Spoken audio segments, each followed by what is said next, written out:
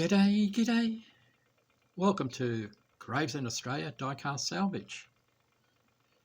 Today I hope to be playing with a Corgi Toys Chevrolet Impala.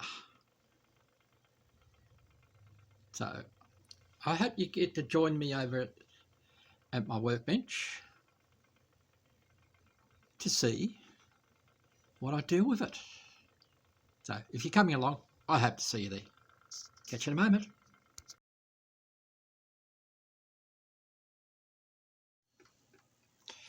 Welcome to my workspace. My apologies if you're shaking. It's not you that's shaking, it's me. Anyway, I'd like to welcome new friends to the channel, welcome my old friends to the channel, and your one-time lookers to the channel. We've all got to have a peep show every now and again, I'm sure. Anyway, let's get back to this, which is a Corgi Toys Chevrolet Impala. We have all four tyres, good boots, so I don't need to change them. We'll try and polish up the hubs.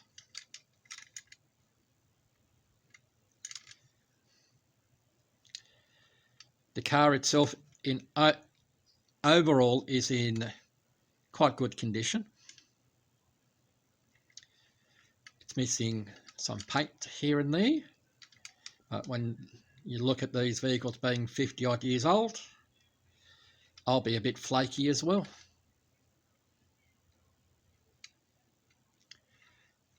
So no major dents or anything like that on the body work itself, on the sides, on the front or on the back. No broken pillars, but we do have a slightly bent roof. It hasn't broken the window unit that I can see. The only thing that I can see wrong with the window unit is it looks like somebody has shot out that window. So it may have gone into the hood. Who knows what the previous owner has done.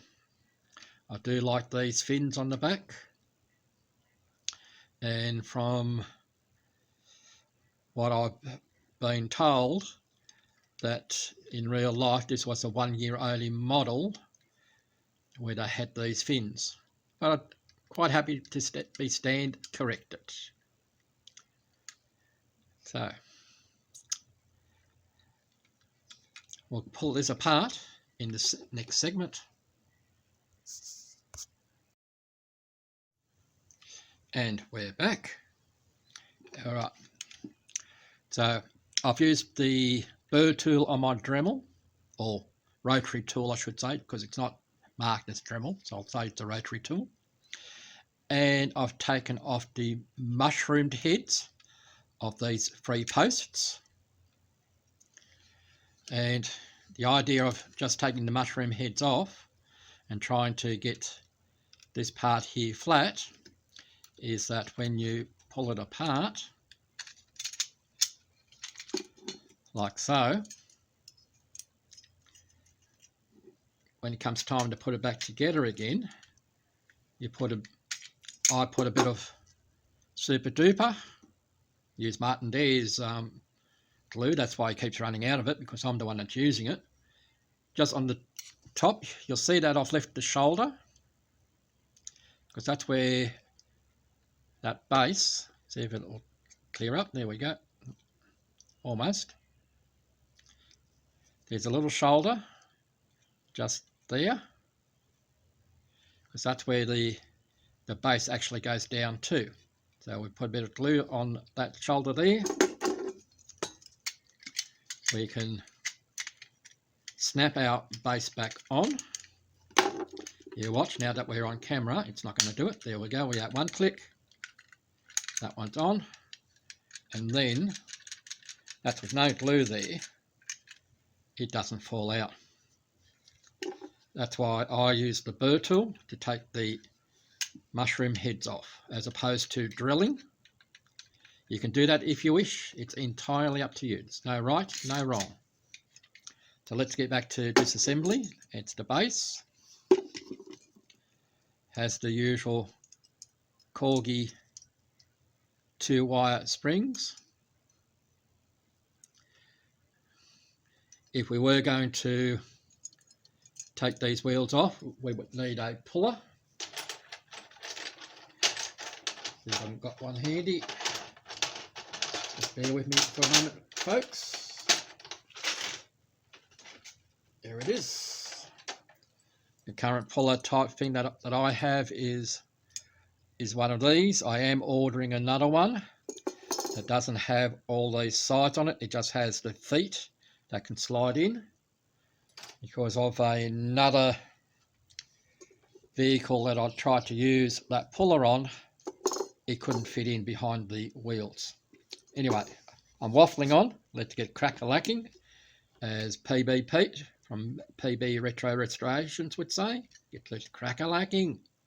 All right, so we have a vacuum formed interior,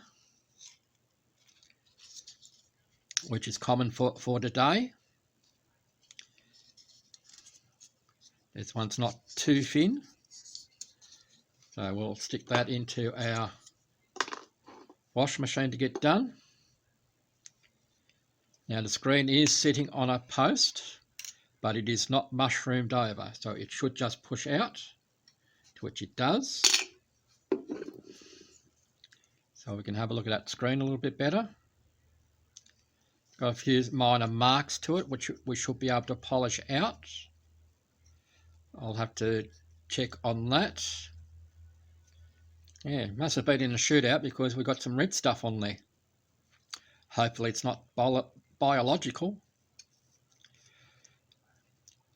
What we may do is cut that piece of screen out, because I don't buy replica screens. Well, I haven't bought too many replica screens.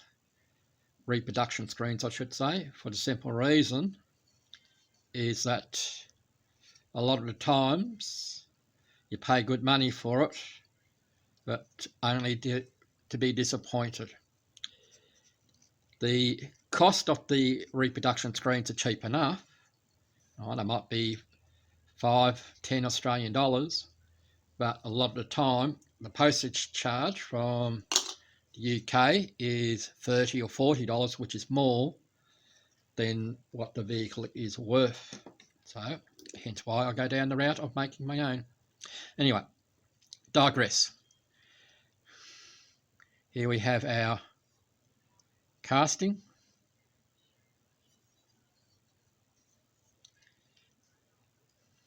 I do have it's going to be a two-tone. I do have the colours already in mind for this. It's not returning blue. But we need to fix up the back part of the hardtop on here. And we'll see if we can do that in the next segment. See you there.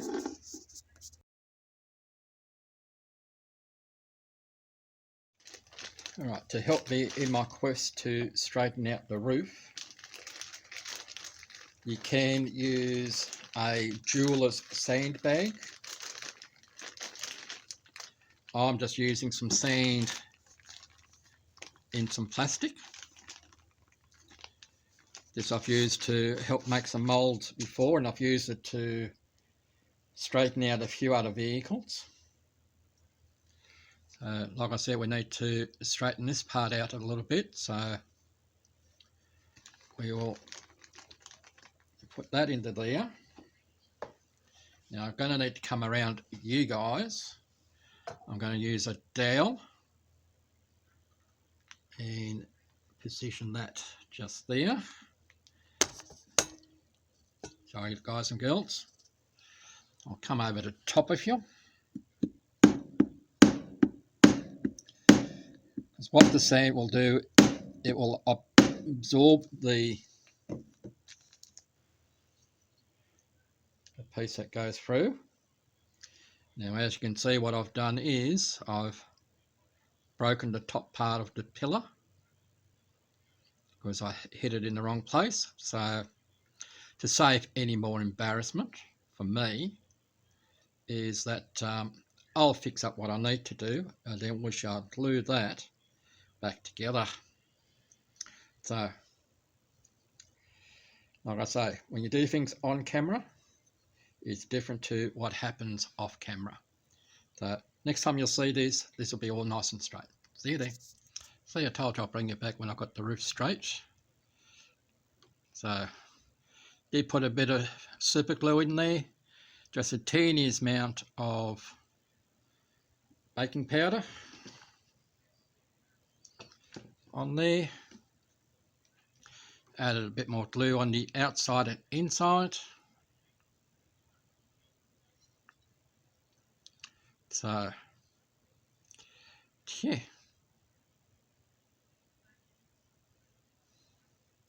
it looks like the roof is a bit skewy, but it isn't. So next sequence, we'll have to see what it is, won't we? See you in a moment. So let's see if our strippers will be cooperative today in our new venue. So just be aware that some noise will come on. So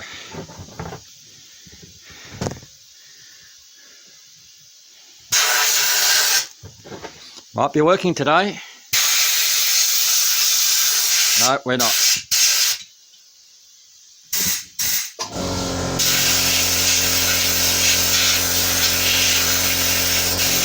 No, we're going to have to go through it. No, we're not working today. They don't like whatever's happening. We'll have to do some more sorting out. We'll have to do a stripping a different way. If you don't want to see a naked vehicle, look away now. Firstly, we have our base has been repainted. Our wheels, our hubs I should say, have been polished up. Our car is in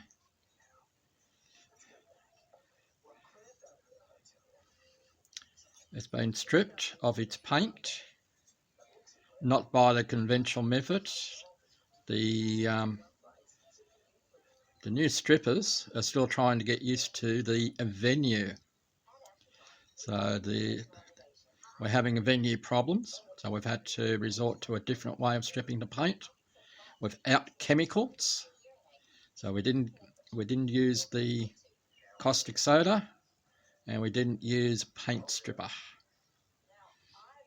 I'll let you try and guess as to how I stripped this. So let's put this into a primer. We have a primer coat on. So let's see what sort of a mess I can do. Let's see.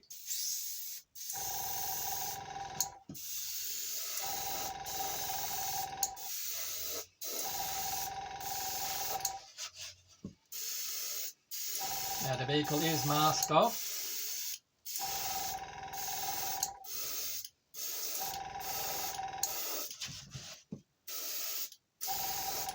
We are making it a two-tone.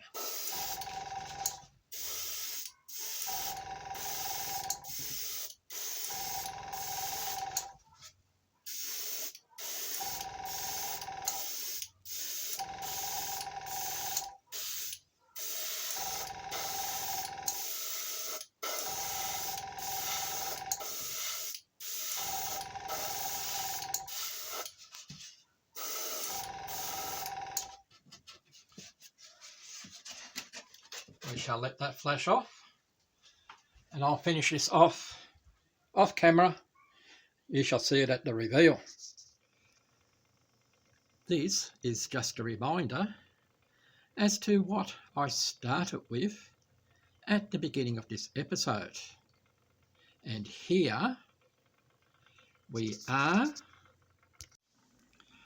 now. Here we are with our Corgi Toys Chevrolet Impala. You should be seeing a photo about now for the inspiration for this colour. So what have we done with it? Well, the usual, stripping it and repainting it. The bronze is nail varnish from made by Tan. The same thing with the roof is also nail varnish or nail polish, if you like. The hubs are painted the same colour as the roof. The pillars, they are the natural colour of the metal or the material that the car was made in. The same with the bumpers, all they are is polished up from the casting itself. Same thing with the headlights and front grille. The fins on the side, the middle casting or the belt line, again, that is just been rubbed back and from the casting to its bare metal finish. Same thing with the fins on the back and the rear bumpers.